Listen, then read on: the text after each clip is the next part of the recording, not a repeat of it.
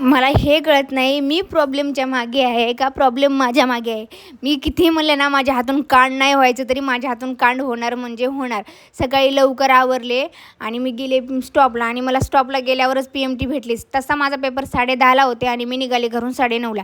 तसं बरं झालं, मला हॉल तिकीट वगैरे काढायचं होतं म्हणून पोहोचले अर्धा एका तासामध्ये.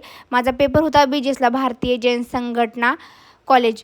मग गेले, जाता जाताच फ्रेंड भेटली, म्हणली अभ्यास झाला का? मी म्हणलं हो गं, मस्त माझा चांगला अभ्यास झाला आहे, तू केलीस का? ती म्हणली नाही गं, मला तर बुक खोलून भेटली नाही. माझा होता 830 नंबर आणि तिचा 831. ती म्हणली तू अभ्यास केलीस म्हणजे माझं चांगलंच झालं. मग म्हणलं मस्त आहे, ठीक आहे, चल एकमेकींची हेल्प करू आणि कसं तरी पेपर सोडवू. आम्ही काही पहिला दिवस असल्यामुळे चीटिंग नेलं नाही, काहीच नेलं नाही.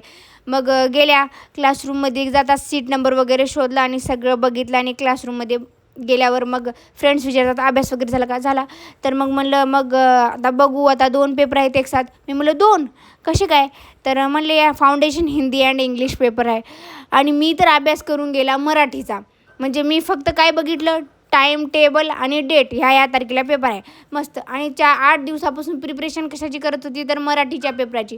मी म्हणलो लागले दिव्य, झाला हा हेंडगा, आता कुठं ना झाला. बरं झालं पोटापुरतं शिकलं होतं इंग्लिश आणि हिंदी म्हणून.